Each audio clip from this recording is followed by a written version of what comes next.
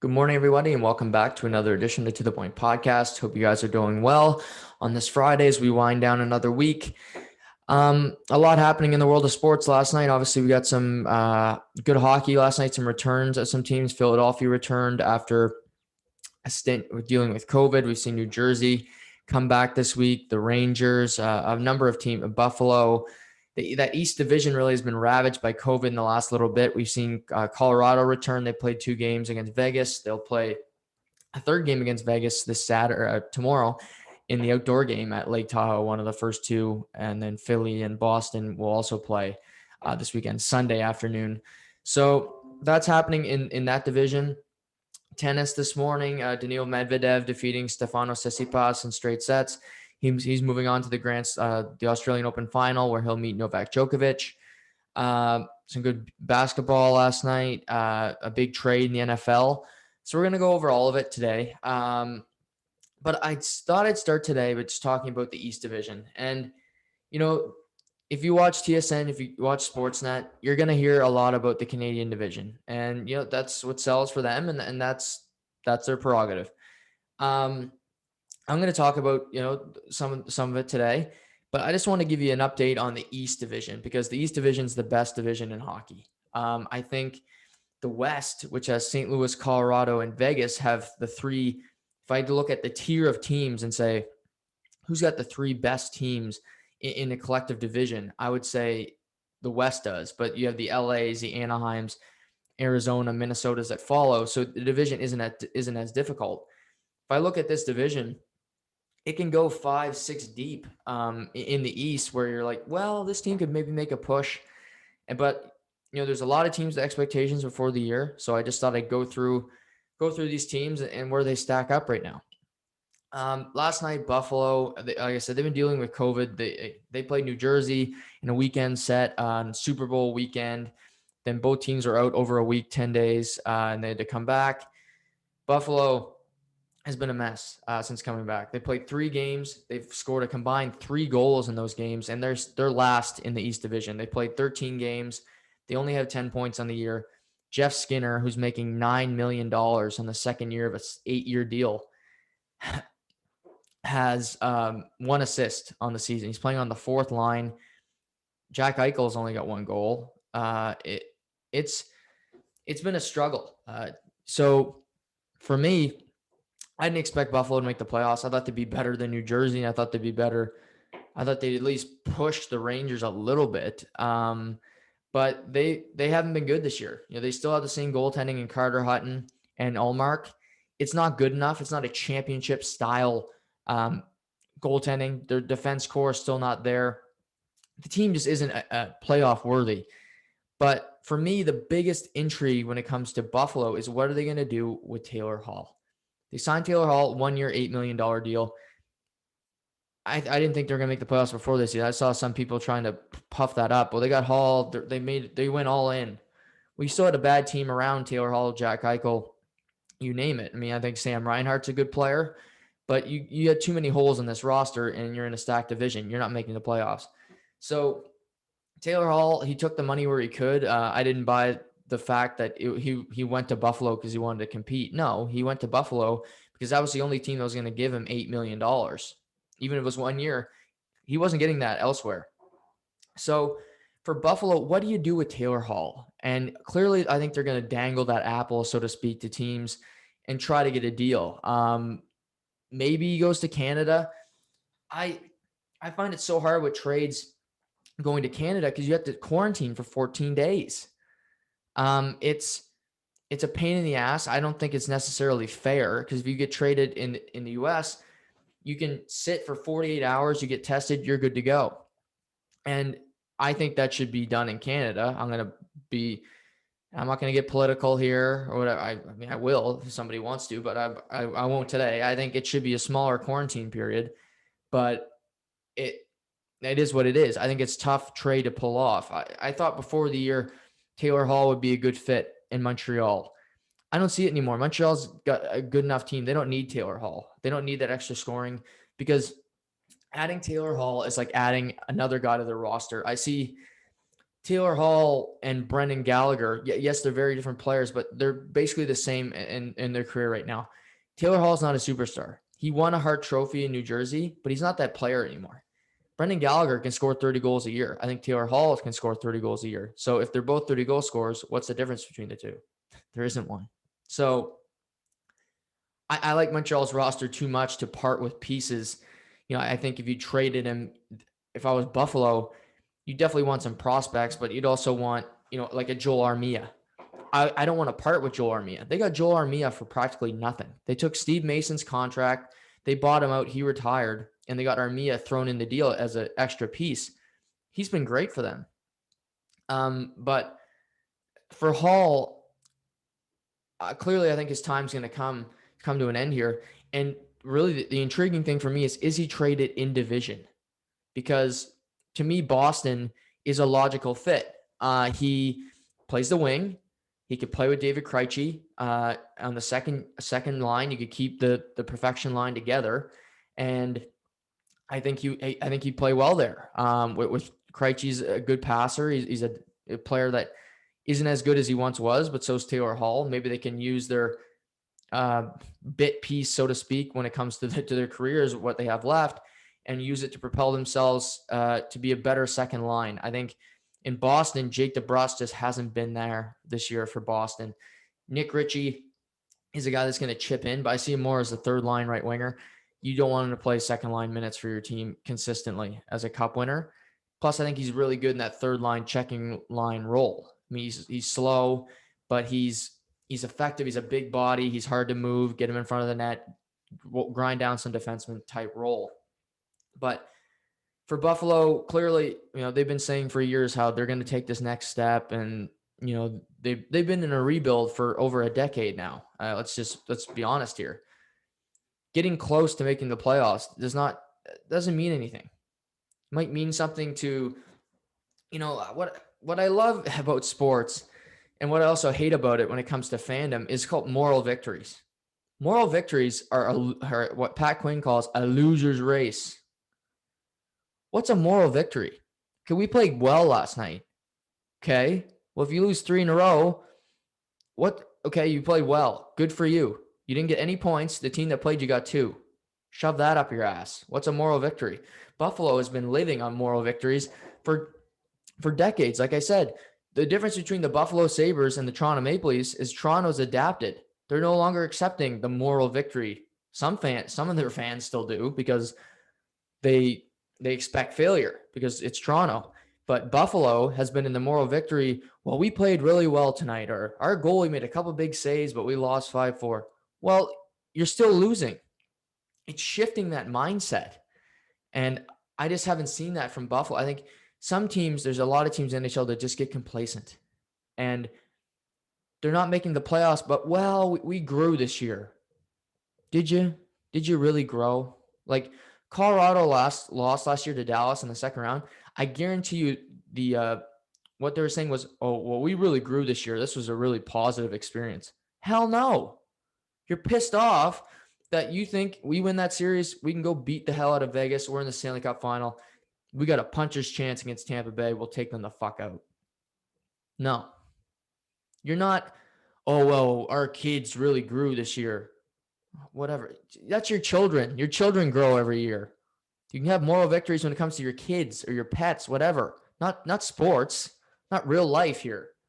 And I think you see a couple, there's teams all around. I think I credit the Toronto Maple Leafs for changing that stigma, because they had it forever. I knew it. I grew up with Maple Leafs parents, and they're, well, we got better this year, Noah.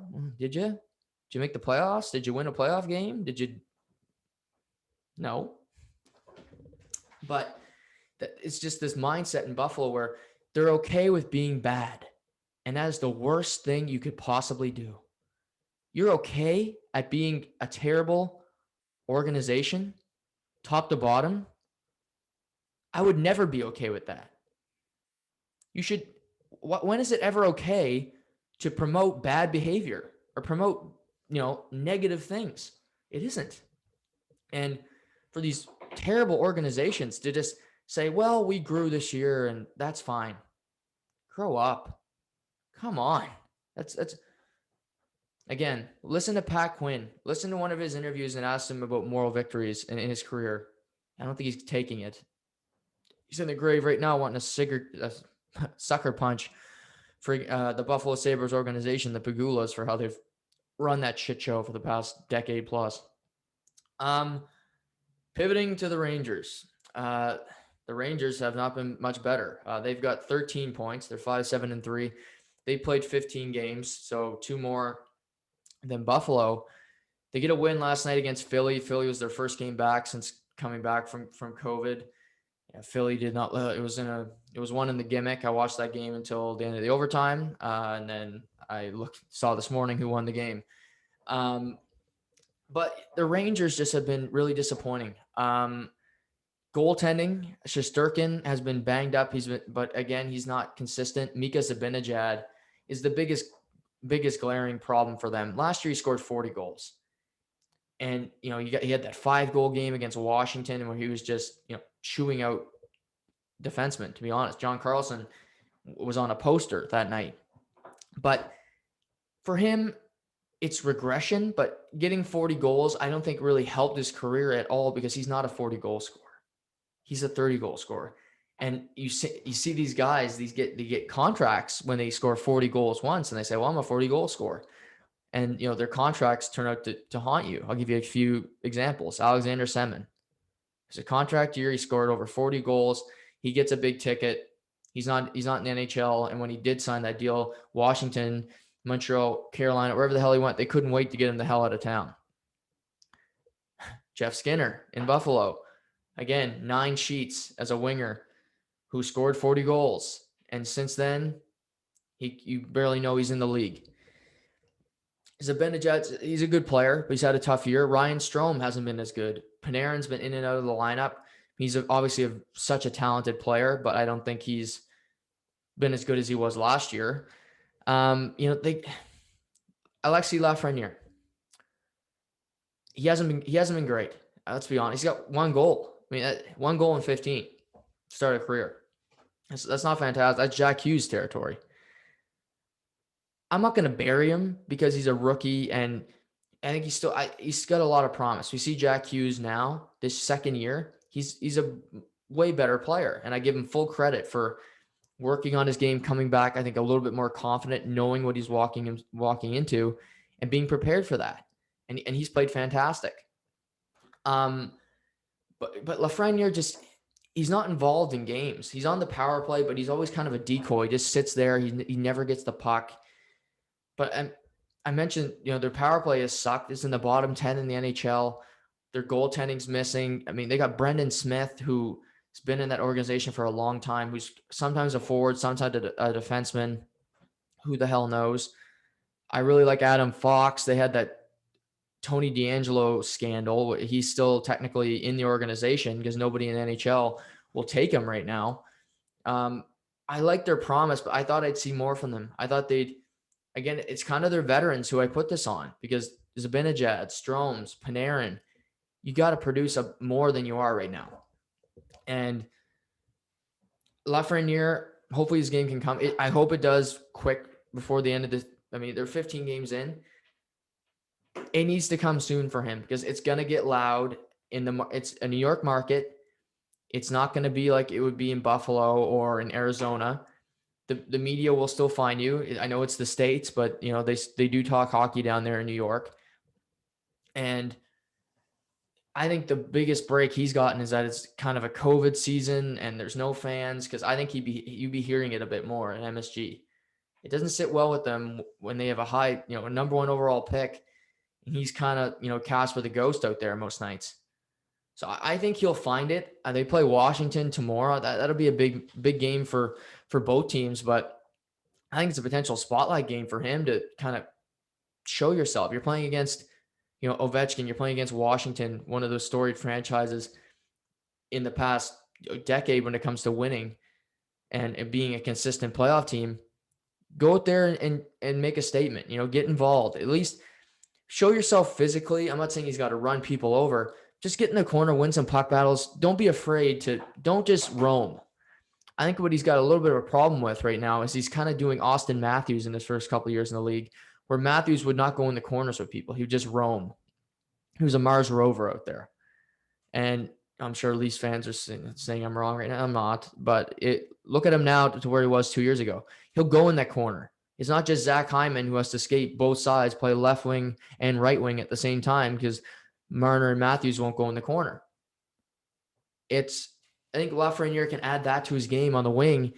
Be better defensively. Make just simple decisions and good things will come for him. But again, the Rangers, disappointing and not great.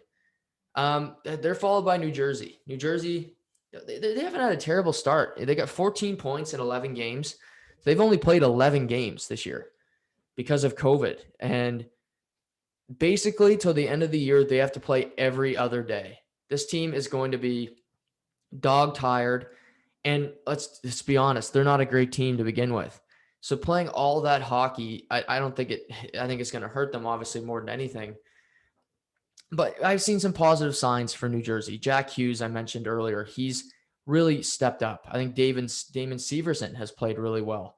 Mackenzie Blackwood is a goalie that I haven't seen enough yet, but I think he could maybe become a permanent starter for New Jersey and take the net and kind of run with that. PK Subban's played better this year. I give him credit.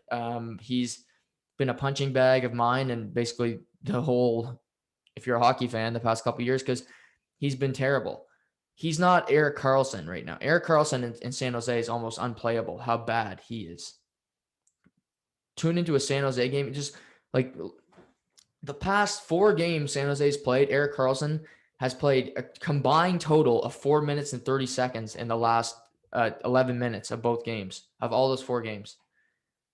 PK plays a ton for New Jersey. And so I think he's been very good. They're still missing that high-end talent. They're missing, they still have those Kyle Palmieri, who's been there forever. He could be a trade chip for them. But I think they're taking steps in the right direction. They're playing competitive hockey. They've beaten Boston 3 times this year. So that's an impressive feat for them, including last night with a 3-2 victory. So New Jersey, they're good. They're getting better, but are they there yet? No. And I don't suspect that they'll make the play. I think the Rangers can pass them because I think the Rangers are better than them on paper and just as a team. But it's been a tough year because they've had to stop and start multiple times because of COVID. So credit to them for playing when they can, getting out there and playing right off the hop. They played 2 games since coming back. They've beaten the Rangers. They've beaten the Bruins. So maybe they can find some magic, but I just think the top of this division is going to be too difficult for them to leapfrog so many teams, get into a playoff position, and then ultimately, be a threat. So, but good on New Jersey. Pittsburgh, 8-6-1, 17 points right now. They're 5th, just outside the playoffs. They're the team right outside the playoffs right now. They beat Long Island last night in kind of a chippy affair. Sidney Crosby's closing in on 1,000 career points. He'll be there soon. That'll be great. Everybody can celebrate that. Again, I've talked with them a lot in the past couple of weeks because they've changed management. They got new GM, Ron Hextall, new president of hockey ops, and Brian Burke. Where does this go? For this year, I think they stand pat. They try to make the playoffs. I don't think that's a great strategy because if they played Boston in a playoff series, I don't think they're winning it. If they're playing Philly in a playoff series, I don't think they're winning it. If they play the Washington Capitals in a playoff series, I don't think they're winning it. So, and that's the teams you're going to have to play. So unless they make significant additions, I don't see them make, Jason Zucker is a guy I really liked in Minnesota, and they acquired him last year. It cost him a 1st-round pick, but I said, yeah, this is a good trade. He finally made some impact last night, but he's really been quiet. Kasperi Kapanen, he's not made a huge impact yet in Pittsburgh, in my opinion. I watched the games, and I don't see him jump off my screen. Again, their defense core leaves something to be desired. Chris Letang, I think a lot of people have this romanticism with Chris Letang as being, an elite defenseman, or you can call it Erik Karlsson syndrome, where he was good once, but he isn't as good anymore. And they got Brian Dumoulin, who I like. Marino seems like a good kid, like a good player that will could become a 1-2 defenseman. But you got Cody Ceci on your roster. You got Mike Matheson playing big minutes. Those two guys I don't trust at all to do much of good. I trust them to screw up, quite honestly. But so there's that problem with the team.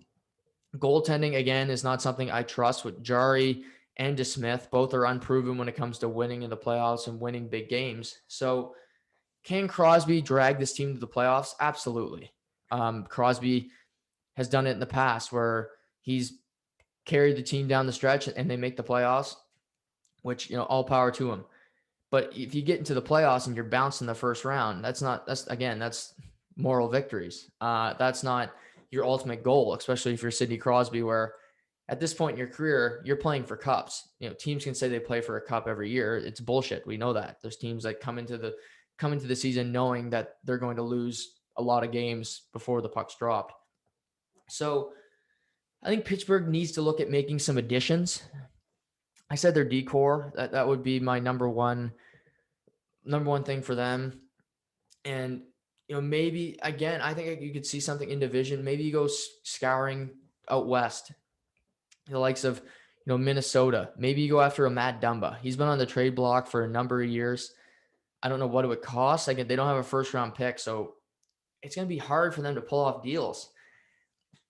And longer term, Evgeny Malkin, I think, will be out. There's rumors that he wants to go back to Russia after his contract's over. I don't know if that's true or not, but if it is, next year's his last year. I trade him to a team, and maybe the team says, okay, he's a rental, and he helps us win a Stanley Cup. It's not a bad option, but in Pittsburgh, just in general, his game just doesn't look the same.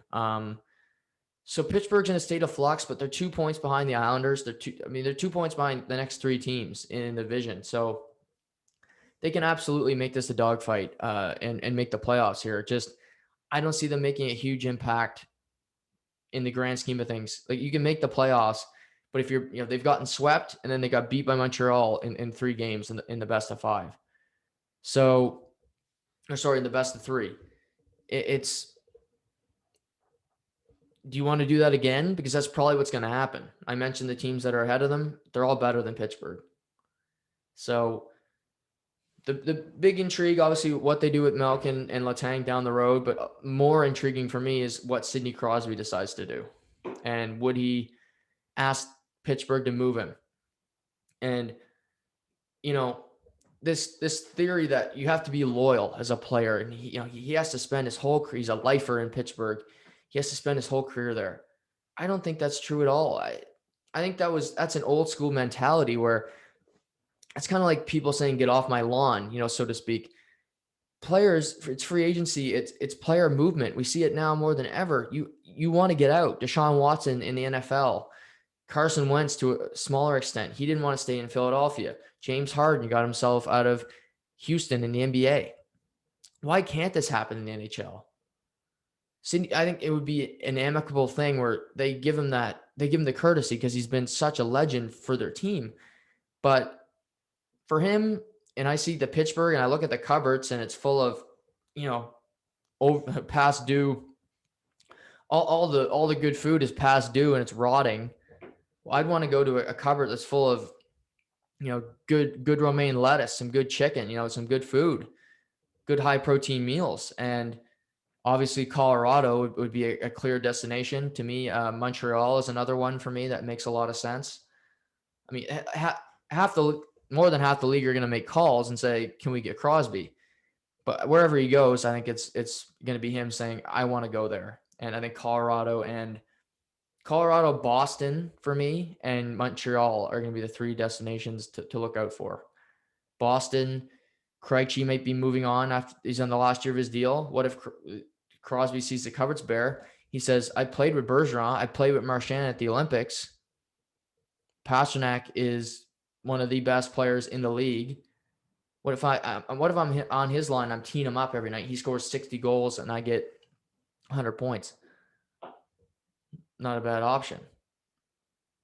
So that's just a couple things to think about Pittsburgh long term, but they sit 2 points out of a playoff spot, just behind the next 3 teams.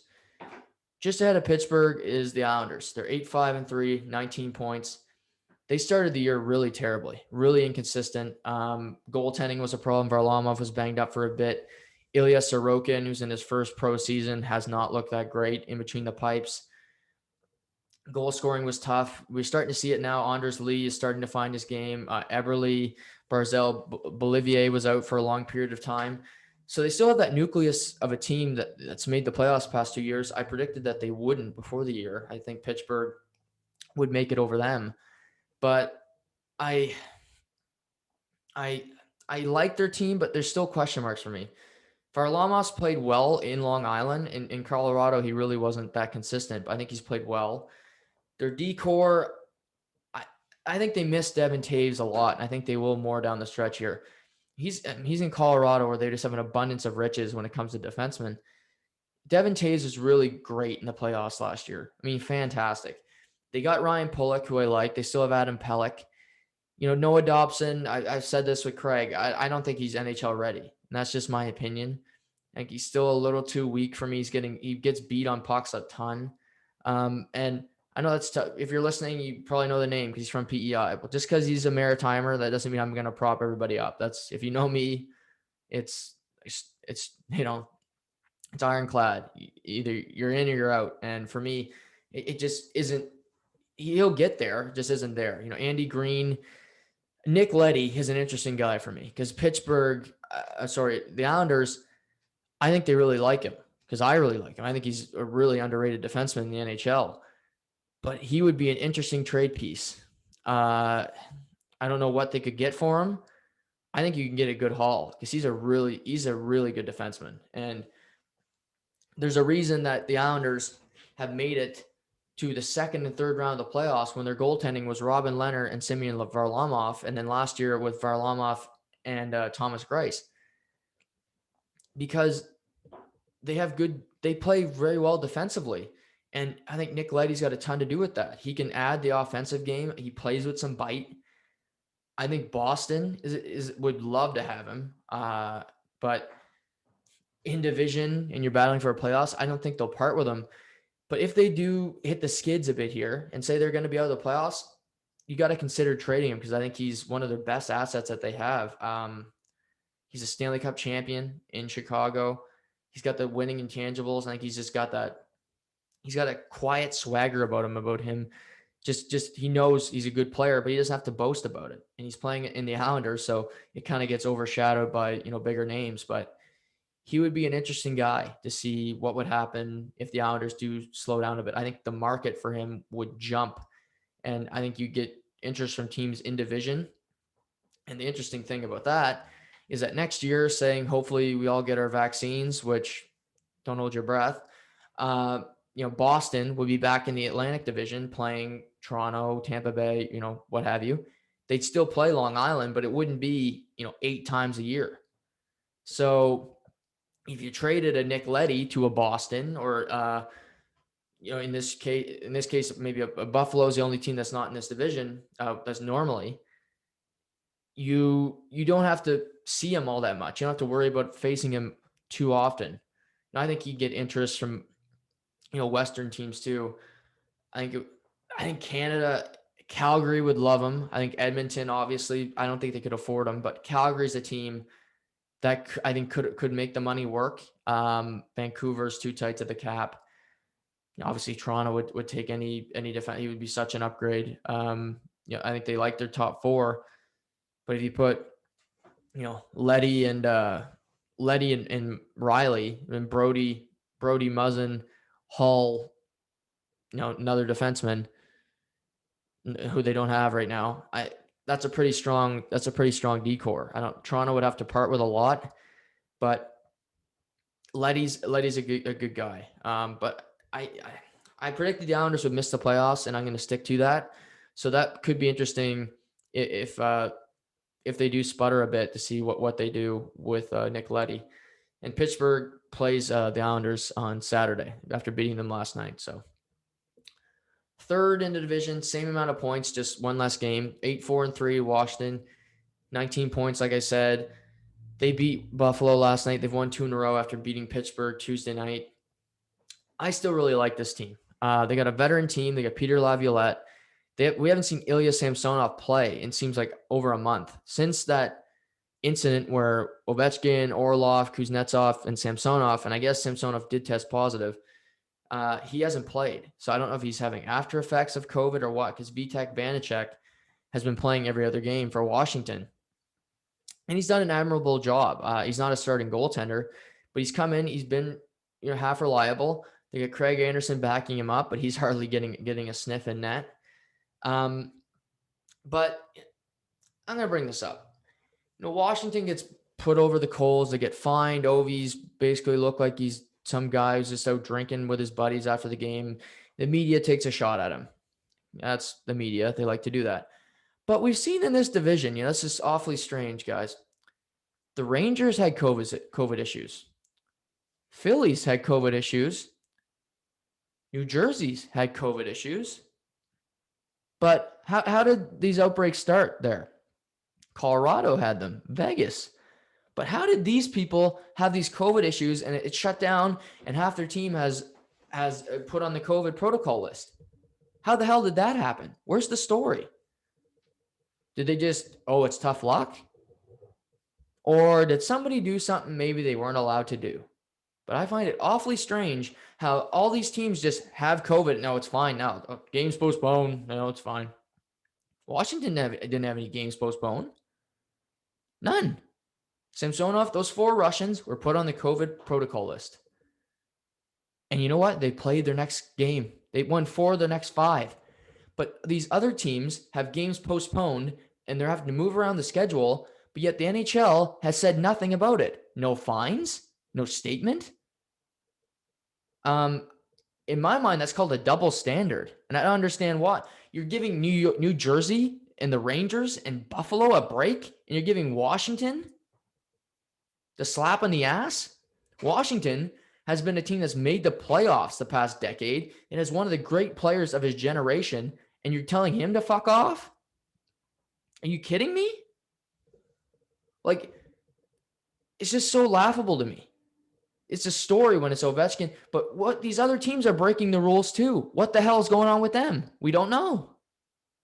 Just, this guy got added to the protocol list today. Oh, great. That was so interesting, to read that. But no, Ovechkin and Orlov and all these Russian players, they were getting drunk after the game. Yeah, they're bad. Let's give them a $100,000 fine for Washington. Well, what happened with these other teams? Did they break protocol? Because there's been no fines yet. Washington got a fine the next fucking day. But what do we hear about these other ones? Radio silence. It's laughable to me how a team missed no games, none. I repeat that, none for COVID. They get a $100,000 fine, and yet these other teams are missing 10 days a week, 10 days to 2 weeks, and we don't hear a fucking peep about it. Well, somebody must have broke a rule or something.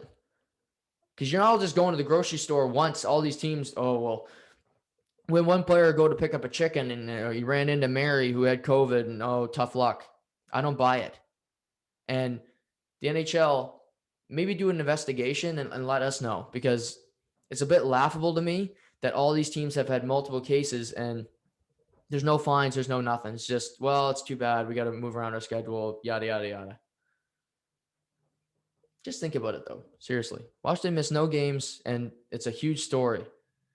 These other teams missed 2 weeks, and there's nothing. But, that's the double standard of life, I guess. But Washington, they've been struggling a bit. I mentioned they don't have Samsonov. Ovechkin hasn't been scoring at his regular clip, but I think he's playing really good hockey. If you're watching the Washington Capitals, he's getting assists. He's finding his teammates. He's playing well. Nick Backstrom. You got Wilson, who's contributing, scored a shorthanded goal last night. But, Ovi's goals will come. But I like what he's doing with his teammates. He's finding them. Backstrom's been scoring a lot of goals this year. We've seen Justin Schultz, who I think was kicked out of Pittsburgh. He's played really well for them when he's had to miss a few games with injury. When he's in the lineup, he's played really well for Washington. Jakub Vrana, you're still looking for him to kind of break out a little bit. Kuznetsov missed some time with COVID. He's still finding his game. But I like this team a lot. I think they could contend for that first spot in the East Division. They're heavy, they're tough, they got skill, and I think they can improve the bottom of the roster. But that's like any team. You can improve your depth, and I think they stack up against Philly, Boston, Islanders. It doesn't matter in this division. I think they can beat anybody, and they just need to be consistent. And hopefully, they can get Samsonov back so he can work himself back into game shape. Second in division, same amount of points, like I said, is Philly, 8-3-3. They lose last night to the Rangers. They're out with COVID for a while. They've had some really surprising players start off the year hot. James Van Riemsdyk already has close to 10 goals. Joel Farabee has 8 goals. Good young forward. We've seen Scott Lawton get a hat trick. I think Phil Myers has been a good player for them. And, Carter Hart hasn't been great. Before they had the COVID shutdown, he was kind of breaking his stick and freaking out a little bit, getting frustrated, but he's been very good. I think Carter Hart, obviously, he's going to be one of the top goaltenders in the league for the next decade. And he might take some time to hone his game a little bit, but he's the real deal Holyfield when it comes to goaltending and being consistent. Giroux and Couturier is the biggest question mark for me. Giroux and Couturier and Voracek. Giroux and Voracek, they're just older players. We saw it in the bubble last year in the playoffs. They couldn't score. You can get opportunities, but if they don't go in the net, then again, what are they worth? A moral victory. Giroux has been a really great player. He's been a fringe Olympic guy for a decade now. But I just don't see this team. I think they're going to have trouble scoring goals. I like that they're getting it from Konechny, Farabee. Their younger guys are producing that. Honestly, that Ron Hextall drafted. But I worry about the older veterans because they're going to be so important too because they're playing top minutes. Can they score enough? And in the playoffs, obviously, it gets tougher defensively, but they lost because they couldn't score point blank. The Islanders beat them because they shut them down. Giroux and Voracek couldn't get on the board. And I think in the playoffs, you need your clutch players, you need your big time players to be there for you. And I worry a bit about Giroux and Voracek doing that. They got Myers, Sanheim, Provorov. They got Justin Braun, Robert Hagg, Gostisbehere. They got a solid decor. I think they could improve it a little bit. But again, Philly's a team that's right there. They could win this division easy. They're that talented. And they play Boston on Sunday in the outdoor game, which should be good. And those two teams, really are real close to each other. But I think Carter Hart needs to find his game, be at the top notch of his game to win this division because it's so tough. I mentioned from Pittsburgh till the top when I get to Boston, that's tough. That's not easy to get through. It's not like playing, Vancouver, Calgary, and then getting Ottawa, in your next 3 games. This is tough. This is the big boy division, and you're going to have to play really consistent, really good hockey to win it. And I think Philly's a good regular season team, so that could be Giroux and Voracek getting them to the top spot. But again, it worries me around playoff time. I would like them to see it with another top-notch score. It's going to be tough with their cap because Van Riemsdyk makes, a good money. So does Giroux, Voracek. Do you move a defenseman out to get another forward? Something to think about. But, Philly, they're in a good spot right now. I think they could easily win the East because, they're a very good team. But I worry about their long-term scoring when it comes to Giroux and Voracek being consistent enough to get them over the hump. Now, to wrap up the East Division, at the top of it is the Boston Bruins, the 10-3-2 Bruins. They lose last night to New Jersey, 3-2, and they're in first place. But really, the biggest concern for Boston is finding scoring outside of the perfection line. Pasternak, Marchand, Bergeron have all been fantastic this year. I think you could say Marchand's been an MVP caliber player. But outside of that, the goals have been sparing. We've seen Nick Ritchie chip in. McAvoy's had some big goals for the team. But the likes of Krejci, DeBrusque, Charlie Coyle, Sean Corrali. It just isn't there for them. They're not scoring anything.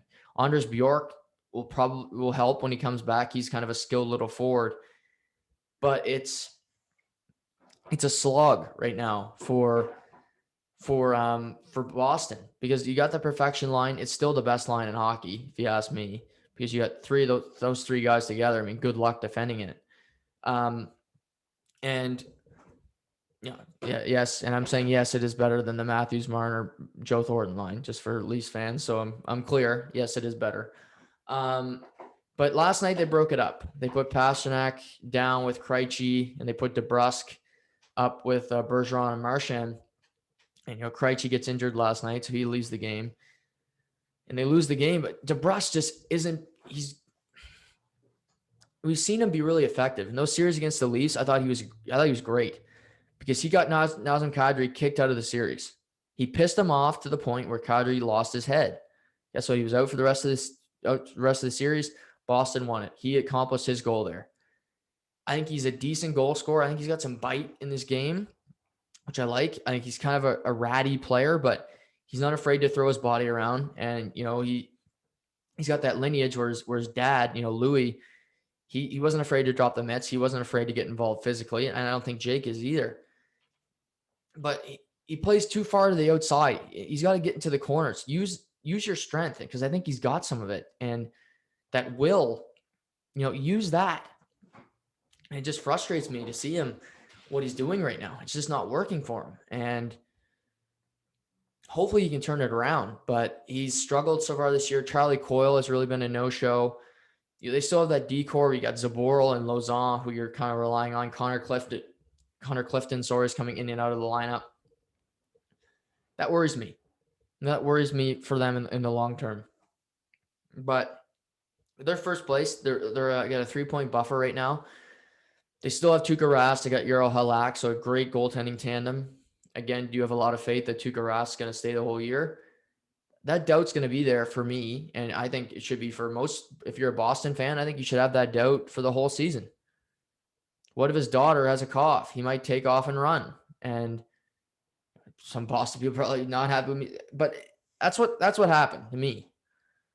Family stuff, I get it. I don't have kids. I don't know what that's like, but you don't just quit. And to me, when you start something, you finish it. That was always my parents' motto, my grandparents. You start it, you finish it. And we'll see what happens with Boston. I still think their roster is really good. I think they can win the division. I think they're one of the top 3 best teams in hockey. The top 3 best teams in hockey right now, for me, I would probably say Tampa, Vegas, and I'd put Boston right there. Toronto would be in the top 5, just for everybody around here. Slow your roll. But Florida would be right there. Florida's been damn good. Jonathan Huberdeau has been damn good too. But I think Boston's got it. They need to find that depth scoring. That would worry me in this division if they can't find it soon, because other teams will. We've seen Washington, Carl Hagelin starting to bury some, Nick Dowd. They have, TJ Oshie, guys that are complementary pieces, have started to score. Boston, they're already this far into the season, 17 games. They're still having trouble finding guys to play and contribute. It's not just good enough sometimes to go out there and have a shift, just to kill ice time. Well, no, you gotta put some in the back of the net. It can't be the perfection line all the time. So I think Toronto Maple Leafs are going to face a similar issue if it doesn't turn around here. So that's the East Division. It's an intriguing one. Again, these teams at the bottom could be really big sellers and part with some of their pieces. And I'll keep you guys all up to date on that, on any rumors or any potential trades that I think of myself. But yeah, it's going to be an interesting one to watch the whole way, because a lot of these teams have dealt with COVID. They don't have a lot of breaks. Again, they're playing every other day, basically no 2 days off for these teams, where New Jersey, I said, they've only played 11 games. They're going to have to play so many games down the stretch here. That's going to be really tough on them. And to do it in this big stretch and then probably not make the playoffs is even worse. So I'll talk a little bit about last night, about the Toronto game.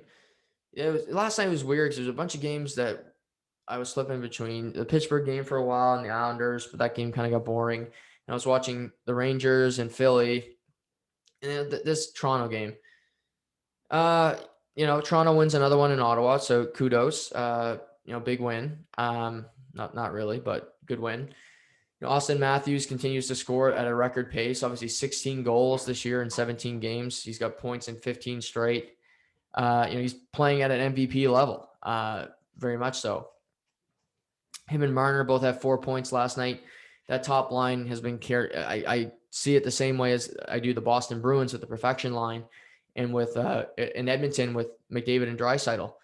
These teams have been getting great performances from Matthews and Marner. Toronto, in this particular example, the rest of the team really hasn't done anything. We see every night the big line shows up.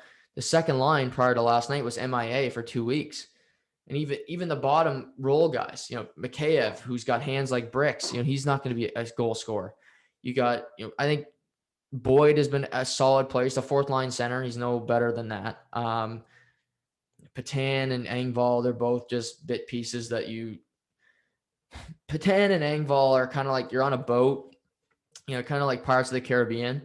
They're like mopping the floor, and if they fall over the boat and drown, you don't really feel that bad about it. That's how I correlate myself to those two guys. But great from the top line. Again, Matthews, I think, is right in the MVP discussion. I don't think Marner is, but Matthews, he's playing at a great level right now. But it was good last night for Toronto because I give them credit. I said yesterday in the podcast they needed to start Michael Hutchinson yesterday. They needed to. Freddie would have played 10 games or 11 straight games. That would have been like 11 games in 17 days, something like that. That's too much. That's too much hockey. And another reason, if you're that bad defensively that you, as Sheldon Keefe, you don't trust your team to have a backup goalie to not go in and beat Ottawa, well, you got bigger fucking problems. But they win last night. They get a bunch of goals. Kudos, you beat Ottawa. But they should have beat Ottawa anyway. So again, I don't give a whole bunch of credence to beating a team that you should beat. That's not in my MO. That's not me in life to give out, well, an attaboy for, doing your job, so to speak. But Toronto gets the win, and for me, it could be two big headlines here. Tavares and Nylander, aka Bill Nylander, both score. That's good. That's big news. They needed that. Tavares finally scored a 5-on-5 goal, so that another monkey off his back. And sometimes it's that one goal. You need to get off the snide, and maybe this is it. You play Ottawa, you take advantage of playing a bad team, and maybe it translates into weeks of success where into Montreal Saturday night, they're the line that's chugging. We saw Zach Hyman miss the game last night. I think he'll play Saturday personally. I think it was a good day to just have a little quote unquote maintenance day where you sit out Hyman because you're playing Ottawa. It's like sitting out Frederick Anderson. I think the two are mutually exclusive. But so that's the big key. And also winning a game with Hutchinson, that needed to happen. That's good for Toronto. I think defensively they've improved so much. I think they still have some really big problems, and one of them is Travis Dermott. I mean, you see that first goal by Stützle. That's Dermott's stupid mistake, and then he shot one on Hutchinson later in that period. I mean, I mentioned my buddy Dawson when I think of him, but Dermott's not a great NHL defenseman. Neither is Mikko Lehtinen, for that matter. So they need to improve that. But having that second line going, if Tavares and Nylander are playing at I'm not going to say elite, just a good level. So they're playing good hockey. Because Tavares, I don't think he can play an elite centerman anymore. But if you're playing good, consistent hockey, the Leafs are Stanley Cup threats for sure. For a couple of reasons. They can score with anybody. Matthews has one of the best shots in the NHL. They got two of the most skilled players playing together, which is nearly impossible to defend. Your second line has Tavares, who's probably going to be he's been probably a Lock Hall of Famer. And you're playing with Bill Nylander, and a lot of people say I look like him, so I root for him. Plus, if you look like me, you're probably going to be successful, right? Right? Says nobody. But you got two lines going, and you got those two big lines going, and you got good goaltending. You got a shot, and you're playing it. You're going through the Canadian division. So first round, you play Edmonton. That's hell of a lot easier than playing Boston. Leafs fans should be having a parade just for not having to play Boston or Columbus or anybody. But you got to go through them. Say you play Edmonton in the first round, okay? You should win that series. The Montreal one is interesting. I think that's a tough matchup for Toronto. They play again tomorrow, which will be interesting. But you got way better odds of beating Montreal than you do Boston or Tampa. That's how you have to look at it. This is your best opportunity. You get to a conference final without having to play a really good team like a normal year. And is there an asterisk by that? No, because this is the season. I think it's stupid, but again, I've mentioned, I think it's stupid, not just for the Canadians, the Canadian division, but it's everywhere. But again, there's COVID, and again, we're not going to get into politics and all that, but it is what it is. So they would get to a conference final just like that. You have to beat Canadian teams, which they've been doing all year. So keep doing it. You're in the conference final. And then who the hell knows? Maybe Tampa's banged up. Maybe, Boston's tired. I don't know what's going to happen. Maybe, Boston's an older team. They've had to scrap through. They've beaten Philly and Washington to get to the conference final. And you've had to play Edmonton, which there would probably be a combined 2 checks thrown in the 7-game series.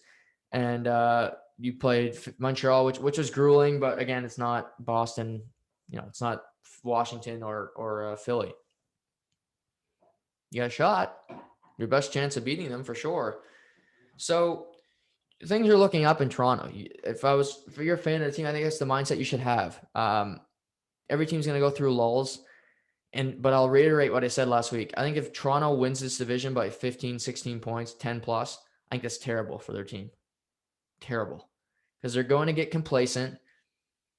Don't tell me they're not, because I've seen this team before. They get confident. They start wheeling and dealing. They think they're motoring on, and then they get their head caved in because they're not ready for a team that's bigger, stronger, and tougher than them. Having tough games down the stretch, I think, is important for them. Playing Montreal, they played Montreal, I think, 6 times in their last 8 games. Those games, I hope they're important because it would help Toronto, especially if they play Montreal down the line. It helps you prepare for playoff hockey playing against a team like Montreal. And it's not the same when you got a 10-point buffer and you have no threat to lose the control of the division. It's just a different mindset. So, good things are happening in Toronto, and we'll see what happens there. But a good win last night. Before we wrap up today, I'll pivot to the NFL. It's been rumored since right before the Super Bowl, actually, that Carson Wentz would be traded from the Eagles. They hired Nick Sirianni. He never said that he wanted Carson Wentz. They have Jalen Hurts waiting in the wings, who they drafted in the 2nd round last year at Oklahoma. But Carson Wentz was traded yesterday from the aforementioned Eagles to the Indianapolis Colts for a 2021 3rd-round draft pick and a conditional 2nd-round pick in 2 seasons. And that conditional pick could turn into a 1st-round pick if Carson Wentz plays over 75% of the snaps the next 2 seasons in Indianapolis. So really what this tells me is that the Eagles basically had to give Carson Wentz away. And they give away a huge ticket. He signed a contract over $100 million. So this year the Eagles have to eat about over $20 million in dead cap money just by moving him off the roster. But after that, the Colts take that contract, and that scares the hell out of me. But they were saying they wanted it's close to the Stafford trade where the Lions got 2 first-round picks. They didn't even get close. Philly had to say, please take Carson Wentz away. We don't want him. We'll give him to you. You can kick him around, see what you can do with him. We can't work with him. A 3rd-round pick. Carson Wentz went 2nd overall in 2016. The Eagles, they traded 2 first-round picks just to get the 2nd pick to draft Carson Wentz. And the Colts are an interesting spot for Wentz because their head coach, Frank Reich, used to be his offensive coordinator in Philly. In 2017, Frank Reich was the offensive coordinator when the Eagles won the Super Bowl. And Carson Wentz blew out his ACL in week 14, but at that point, he was going to win the MVP. Tom Brady ultimately won it that year by default because Carson Wentz was injured, but he was winning the MVP. It was locked up. When he went for that run, dived for the goal line, and he blew out his knee, that ended his MVP run, but it also really changed his career because he hasn't been the same player since. I don't think his mobility is as good. He holds on to the ball far too long. He's had the most turnovers in the past 2 seasons in the NFL. So he's got a lot of bugaboos. Has he had great receivers in Philly? No. Deshaun Jackson was out almost all last year.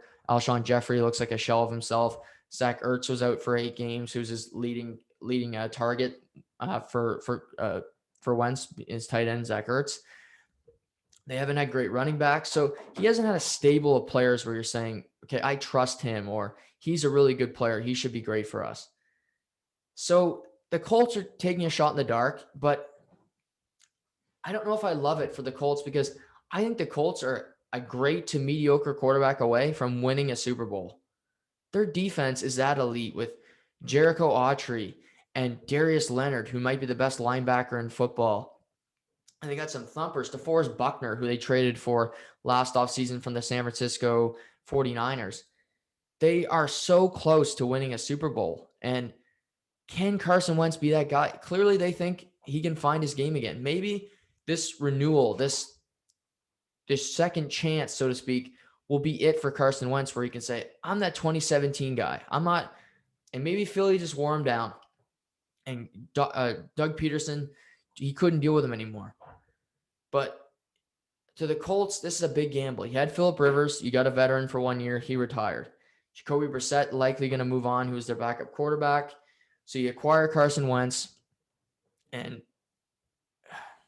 I get it, because is there a better alternative to Wentz? Well, you could go the route of trying to acquire Deshaun Watson. Does Deshaun want to go to Indy? Does Houston want to trade him in division? Probably not.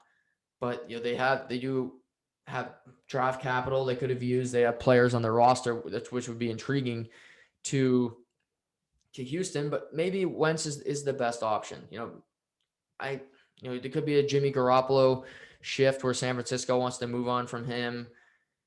But I get it for the Colts. There's not many options. You don't want to drafting a rookie quarterback doesn't make sense for them because you want to win now. I don't think drafting a rookie, if he's not Patrick Mahomes, he's not going to bring you close to a Super Bowl in his first year as a starter. So, Wentz, I have nothing against him. I hope he can find his game. Obviously, he was kind of a punching bag last year in Philadelphia, and everything was put on him. I certainly think he was part of the problem for sure, but he did not deserve to take all of the blame that he took. He's going to have some decent options. You got Trey Burton. You got the kid out of USC.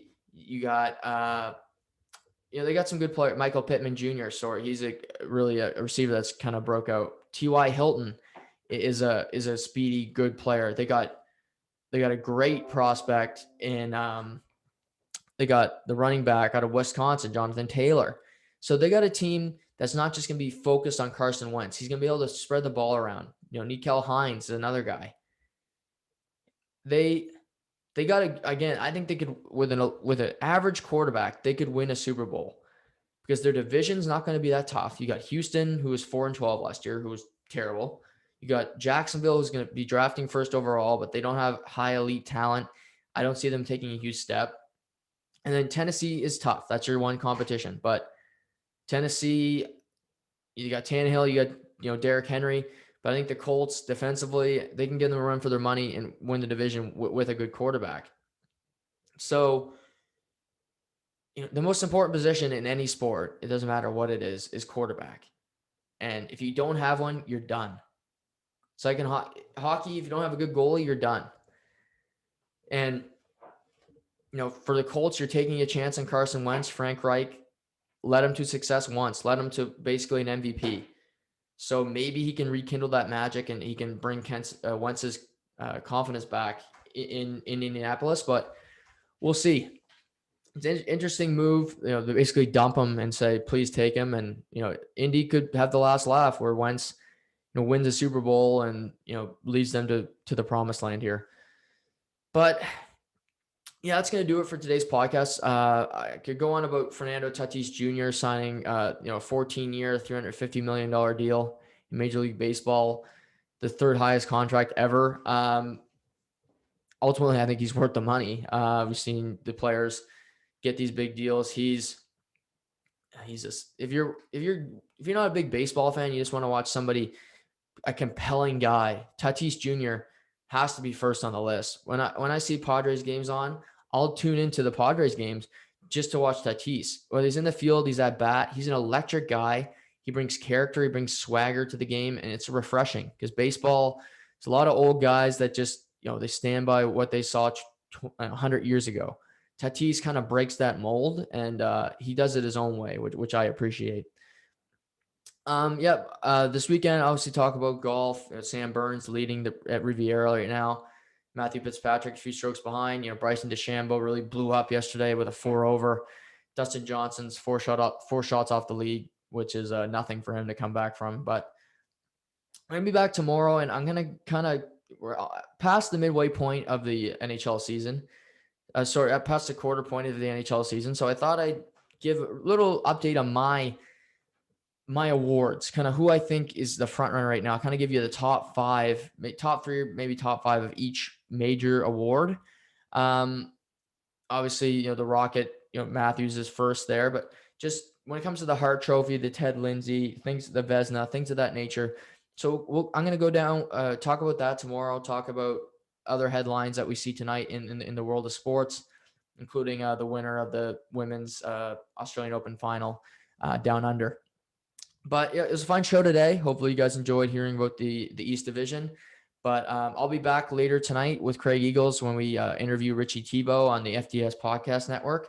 So check that out. It'll be at 7:30 live. So you can check us out 7:30 Facebook Live on the FDS Podcast Network. But thank you all for listening today. Have a great day, and we'll talk soon.